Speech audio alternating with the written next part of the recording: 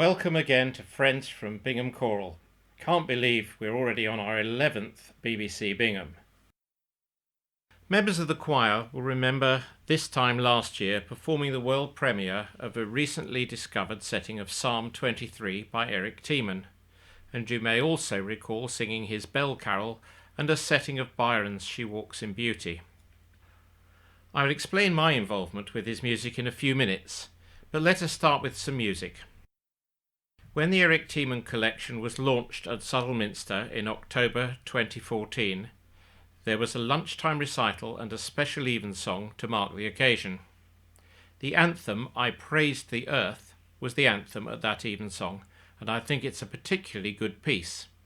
It's one of a set of 3 choral songs of praise that would be good to do with Bingham Choral one day perhaps. This recording is not the Minster Choir, but the St Michael Singers.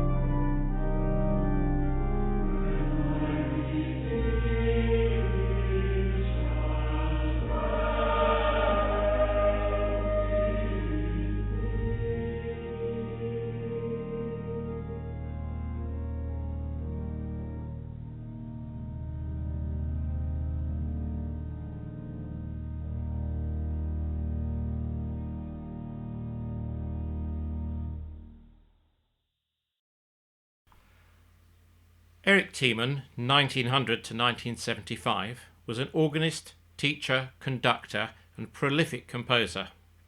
His fame has rather faded today, but he was very well known in his lifetime, regarded as the leading musician for the nonconformist churches in the country, and with a fame which, I guess, is rather the equivalent of John Rutter's today. we know of well over 1,300 published pieces. A measure of his output compared to other people is the British Library Catalogue. There are more Thiman scores held there than there are for Parry, Howells, Walton or Rutter, and about 5 times as many as the scores of his close friend Harold Darke. Born in 1900, Thiman went to Caterham School, but after that he was largely self-taught. He was publishing pieces from his teens, and he passed his organ fellowship when he was only 21. He was awarded a D.Mus of London University at 27, the youngest person at that time to get that qualification. I believe this photo was taken about that time. He went on to become Professor of Harmony at the Royal Academy of Music for over 40 years, and he was much loved in this role. The Academy is very supportive of the Thiman collection, not least because they were bequeathed all the Thiman royalties, which of course still run today. Thiman also became chair of the music faculty at London University. Thiman was an organist for the whole of his professional life, firstly at the Park Chapel in Crouch End, North London, for 30 years. The Park Chapel, incidentally, has since found use as a recording studio and has belonged to both Eurythmics and to David Gray. Subsequently, he was organist for 20 years at the City Temple, Holborn Viaduct in central London, known as the Cathedral of the Free Churches. Both churches had thriving choirs, and a professional quartet led the choir at City Temple. Soprano Leslie Garrett was a member of this quartet when she was young. He was an examiner for the Royal College of Organists and the Associated Board, and a frequent adjudicator at music festivals. He was a prolific composer in an approachable, middle-of-the-road style comparable, say, to Harold Darke or Charles Wood. When he died in 1975, at the age of 75, he was still working as teacher, organist, composer and conductor. He was a very quiet, kind and self-effacing man, as lots of his ex-pupils testify, but equally was driven to achieve in lots of areas. All this was only possible due to his wife Madeleine, a musician and singer, who saw it as her life's work to support him. They had no children. In this picture you can see Thiman with Madeleine and her sister Kathleen between them. So now to my connection to Thiman. Before university I was in the choir of St Peter's, Grange Park in North London, incidentally the only church in the country to be opened during World War II. Apparently Churchill attended the consecration. And then for 15 months I was the organist and choir master there.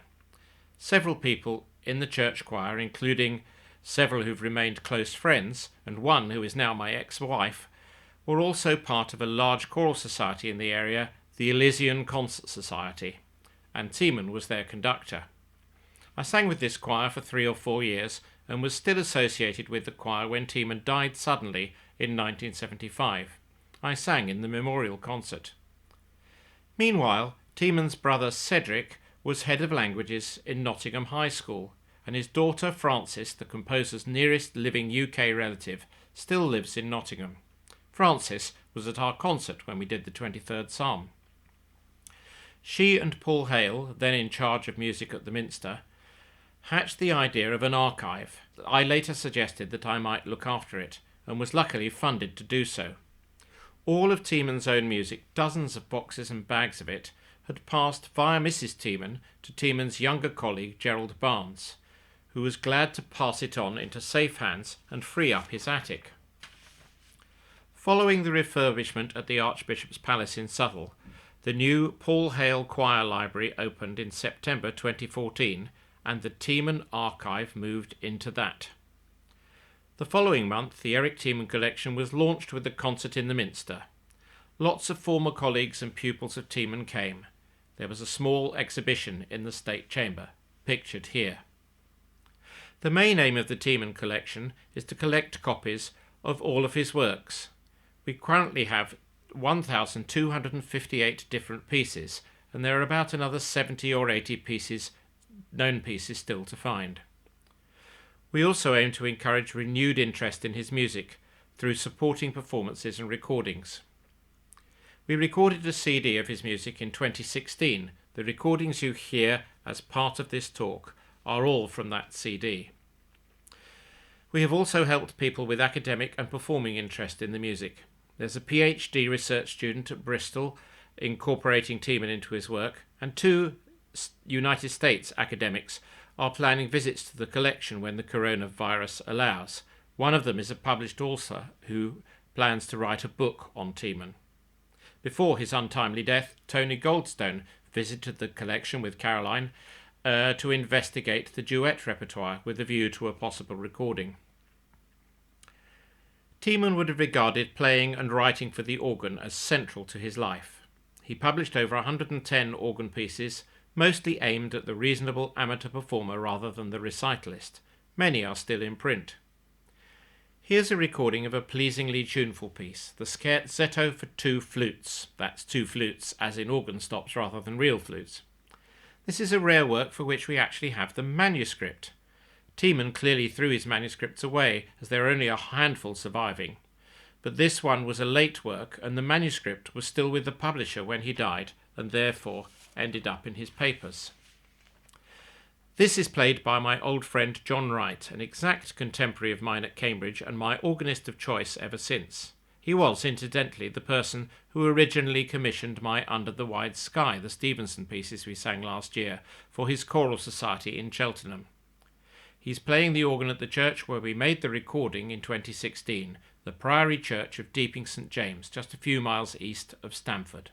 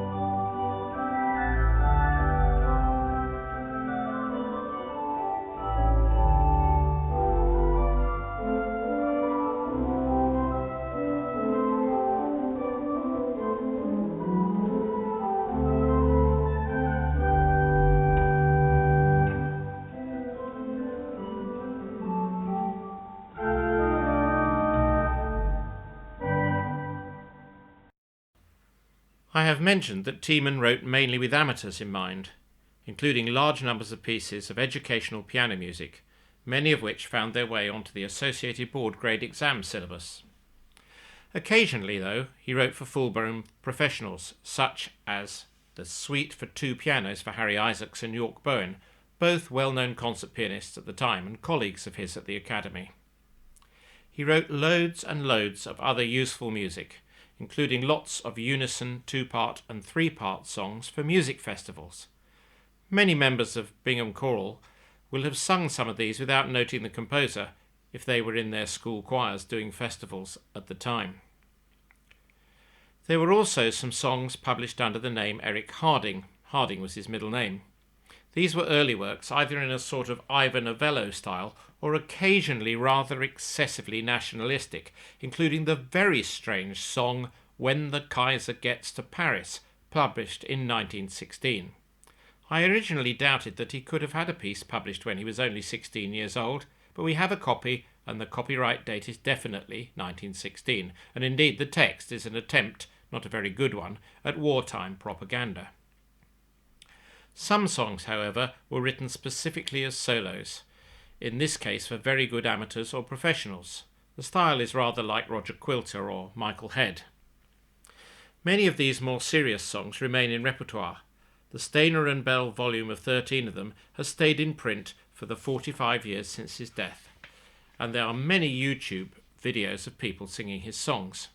An interesting reflection provoked by these YouTube examples is that Thiman seems to be remembered slightly better in the USA than he is here. The piece we're going to hear now is one of these solo songs. It's in the Stainer and Bell book, though we're going to hear it sung by a children's choir. When we made the 2016 recording, we included some songs performed by the Eric Thiman Singers, which is the junior choir of Caterham School in Surrey, Thiman's own school.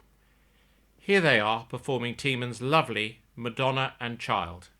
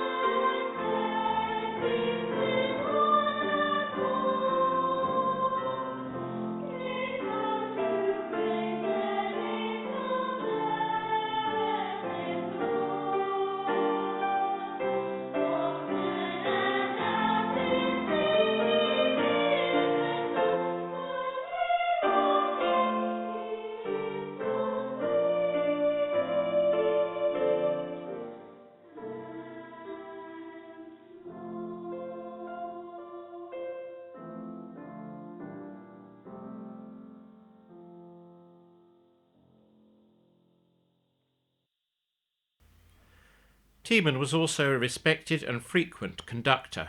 He had his own string orchestra for a period, and there are some tickets in the archive for a concert with the Eric Thiman String Orchestra and soloist Isabel Bailey, one of the most famous sopranos of the mid-20th century and a frequent singing partner of Kathleen Ferrier.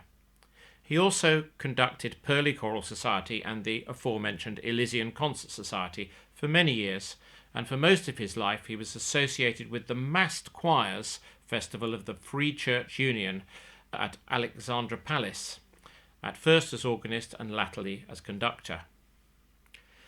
He wrote many choral works, sacred and secular, including Christmas pieces, many with full orchestral accompaniment.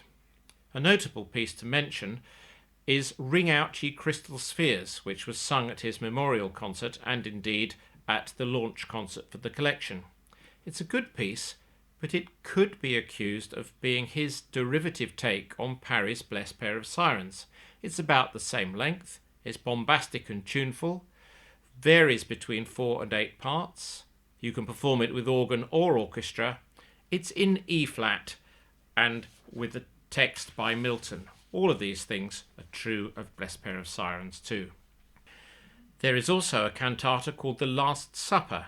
Many of you will have sung Stainer's Crucifixion. The Last Supper is a workable alternative to this, for soloists, choir and organ with congregational hymns. In my mind, a better alternative to the Crucifixion than Maunder's Olivet to Calvary, which is often programmed. Let's listen now to one of his more substantial choral pieces, a setting of the Te Deum for choir and organ. This is a piece which can be sung as part of matins or as a concert piece, and it was the longest piece we recorded on our 2016 CD. The picture here is of the St Michael Singers at the recording session in Deeping St James.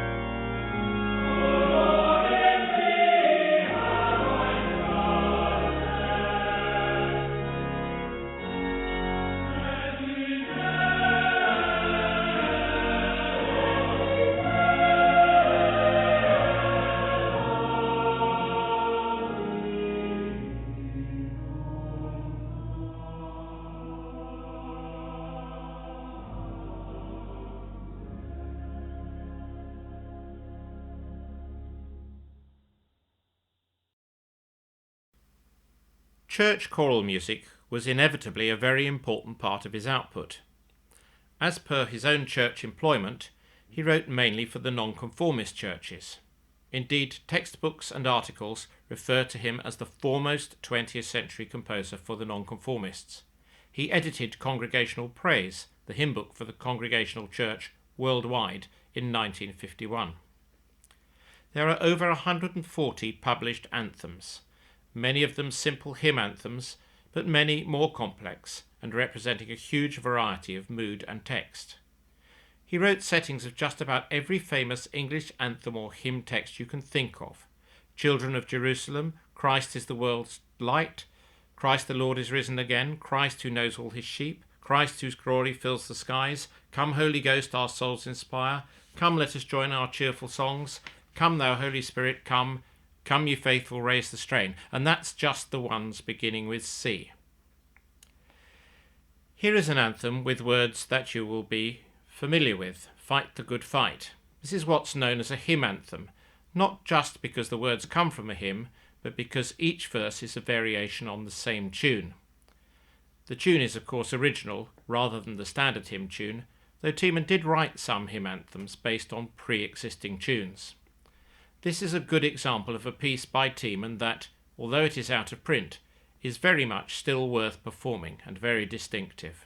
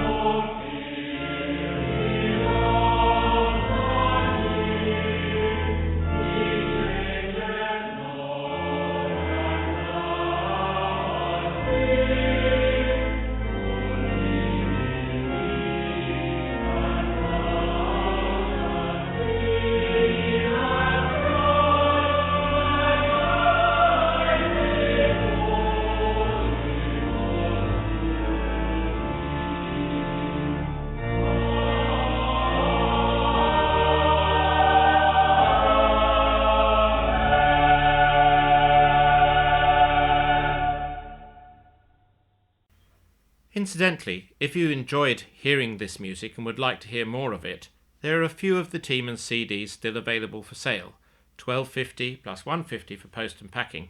Just email me if you'd like a copy. Let's return to the CD for the final piece of music. Back in the summer of 2018 at the big Byron concert in Newark, we sang Thiman's setting of Byron's She Walks in Beauty. You may remember that I'd added tenor and bass parts to the original sopranos, altos and piano. So here is the original version, sung by the Eric Thiman singers from Caterham School. The final picture is a bronze relief of Thiman, which is on the wall in the music room at Caterham. I hope you've enjoyed finding out a bit about Thiman, and we'll see you again at BBC Bingham.